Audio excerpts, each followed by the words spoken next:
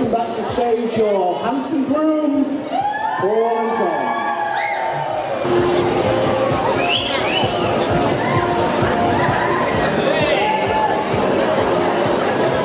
Hello? How are you all? Enjoying yourselves? Do you think the show was a big camp? We'd like to thank everybody here today to come and join us on this special day, because we've both been looking for love for a long time now, and to finally get together and be as one, it's great. And to have you people here as well is brilliant. So tonight you're in for a bit of a treat. You've got sorts of going. You can see that the band's set up behind us. The dance floor is a little bit larger than what we planned, but gathering that everybody's all here, you should all fit on. Alright? So, yes, excuse me. I recognise that look. You wanted me to take over. So we're just going to do, we want to do some thank yous really, because this, as you can imagine, has taken a lot of people, help and assistance to put this on. This has been a dream of ours since we decided to get married, and we've worked really hard on getting everything together, but you know, we thank them already, but I think they're all de-nunned now and back in the room. So thank you to our cast first of all, because they were a lot of rehearsal time, and they gave their time for us to do it, and it has just been incredible. The showgirls, I mean, wow, they were just fantastic. I want to do a big thank you to Carl and the team from the Civic, who have just literally bent over backwards, and we've probably not been the easiest people to deal with, because we've had every detail. John did a spreadsheet with 6 tabs. Yes, I only read 6 of them. So we're going to do some thank yous again a little bit later on, and we've got some gifts for people. But I just want to. What are we going to do? Well, yeah, there's, as well as everything at the front, there's a lot here that goes on at the back. So, could we please have the stage crew out on stage?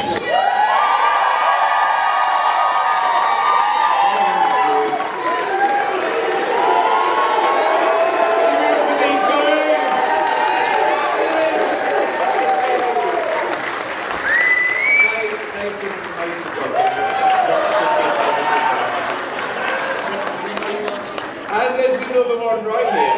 He's a little bit late. And we've got Ian on sound as well, who's making us sound really good. And we've got Alan as part of the lighting factory, with Matt, who's been programming all the lights to give you the little shows and everything else. So I will hand it down to our best people now. So I'm going to pick on the first one. It's been a pain in my butt for 43 years. I'm going to get you back before you've even started. So if you can welcome to the stage, please, one of my best men and my older brother, Craig.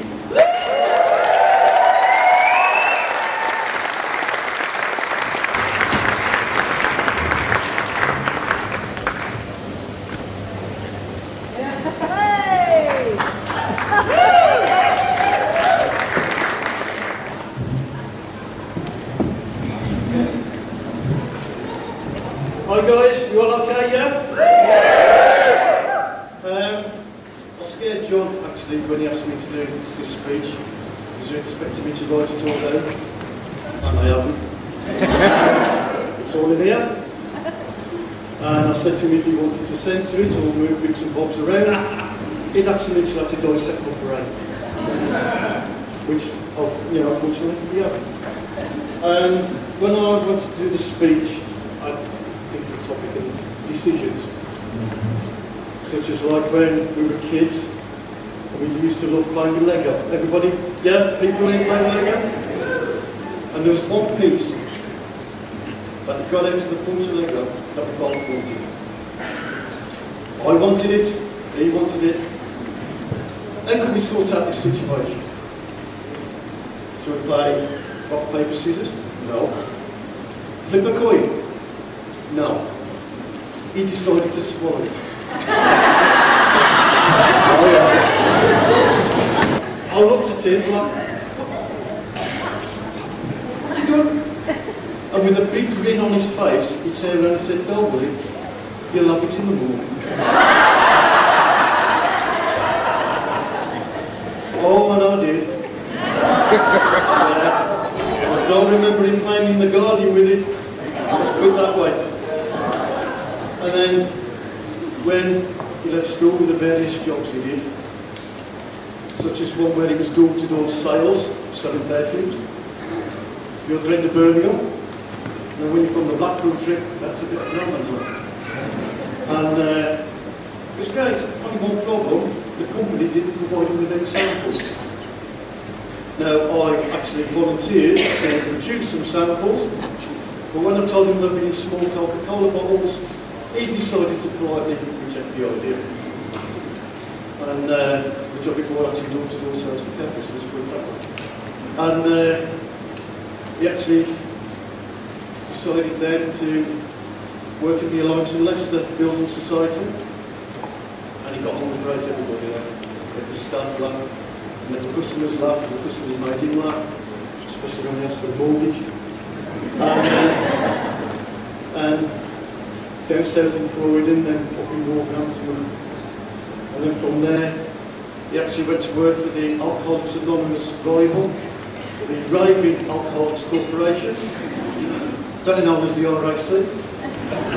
And I know, mate. And got great with the staff there, got great with people who actually phoned in saying they've got problems with the cars, and Johnny replied by turning around and saying, you should know a bicycle, never mind a car. And then from there, he decided to buy a hairdressing business, where he had some fun with some of the customers. The one day, a lady come in wanted a hair colour change, and it didn't quite be right, it turned out green. And John apologised for having another rubby nose that day. But also, while he was there, he also got a police bravery award, where there was an elderly couple who'd actually been mugged by a drug user, and the elderly gentleman who was actually blind. And John and this other chap caught him where the drug user tried to jump off the bridge onto the metro tram lines, saved him, and then on the way back, when they took him back to the salon waiting for the police, this lady came up out of nowhere and smacked him one, this drug user. And believe it or not, she actually got a police bravery award for doing it. And that's because, you know, when something like that happens, it makes you proud to have a brother like John. But what made me proud was that in 2019, he saved my life. Where I was on the verge of a basically a diabetic coma. And when called the paramedics went out to the hospital, they turned around and said that if my brother and family then on the morning, I want to talk to you guys right now. And that is here. And then seeing him here on stage, married to a wonderful person more, it's even more here to see my brother married, so that takes the pressure off me. Thanks, bro.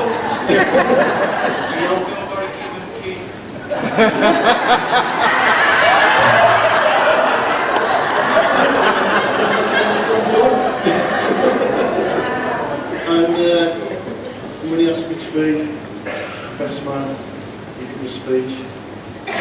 It's yeah, it really does hit here. And when I met Paul for the first time, John asked me, what do you think? And I turned around and said, John said, he's a good one. Don't let him go. And he hasn't. And I don't know whether it's them words which has led to coming up in here, getting engaged, then being married. But I just want to say is, if either one of them mentioned divorce, it's nothing to do with me. But yeah, I'm really proud of my brother. Successful business, successful guy. You know, we've started a new business together as well, and that's really taken off. And I've stepped in and said, if you need help with doing anything, you know, setting up the boxes for sending the stuff abroad, which I did do, but I forgot to put the stuff in the box.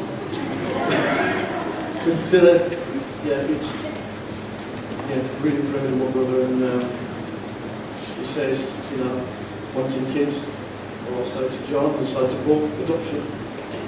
And yeah, but I'm on about kids without welfare. And yeah, I'm yeah. So, John, Paul.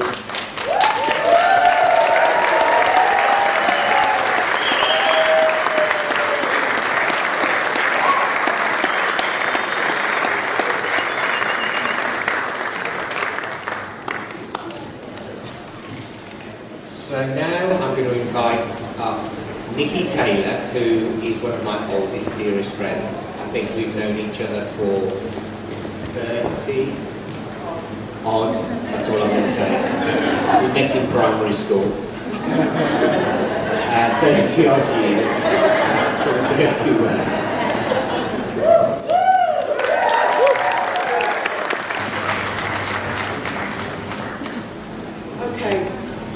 So, those of you that know me probably know that I never script anything, and I never write anything down, and I'm actually used to speaking to groups of people in public, but I had to do this. I actually worked on this, finalising it this morning with a very dear friend of mine that came up last night, and there was a very emotional, lot of tears over our-boiled eggs. And I can't look at Paul when I read this. So, as Paul said, we first met probably around 35 years ago when I waltzed onto the Estee Lauder counter in Harvey Nichols, London. And for the first week, we hated each other. He was like a tomcat spraying his territory, and I was far too much competition. However, it was the era of Absolutely Fabulous, darling, and often based around Harvey Nichols. We saw celebs galore. We worked and partied hard with some of the people that are in this room. This we called Paul's snakeskin and eyeliner era, and that was just his day.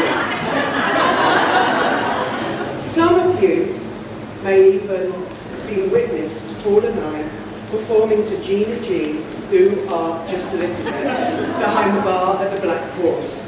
And later on, if anybody gives him a tambourine, we will reprise it. Together, we have been through the highest of highs, including trips to New York, working global fashion weeks, and even holidays together abroad. Through the toughest of times in which we learn to grow. We have shared so much, tears, laughter, and champagne. When Paul took the decision to return back to the Midlands, to be with his parents, who knew that it would be the best decision he could have made? He spent precious time with both Ivan and Margie right when they all needed it the most. And then there was talk of this guy called John. And all I was initially told was this guy.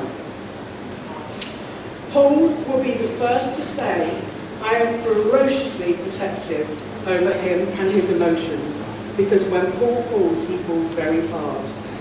So I was very keen to vet this man called John. And I think John was warned about me as well. I knew from the moment I met John, he was a perfect fit for Paul. I think the copious amounts of tattooed also sealed the deal for me. I do have a tattoo. John is sensitive, kind, loving, and most importantly, good at tech, and loves a spreadsheet, as we've all heard today. These are skills that Paul certainly does not possess. So, I would like to summarise with a verse from the much underrated poet, Dr. Seuss. We are all a little weird, and life is a little weird. And when we find someone whose weirdness is compatible with ours, we join up with them and fall into mutually satisfying weirdness. And then we call it love. To Paul and John.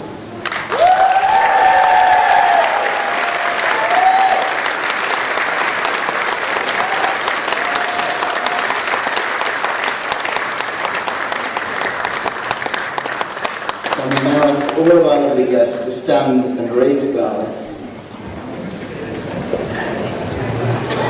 Or raise a plastic container. To John and Paul.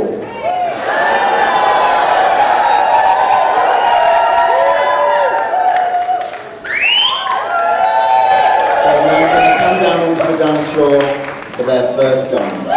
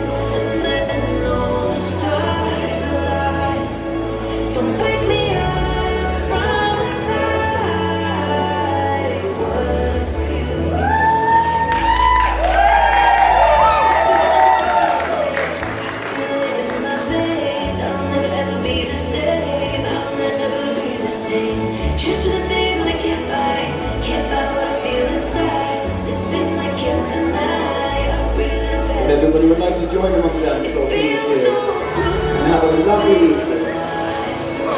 John and Paul.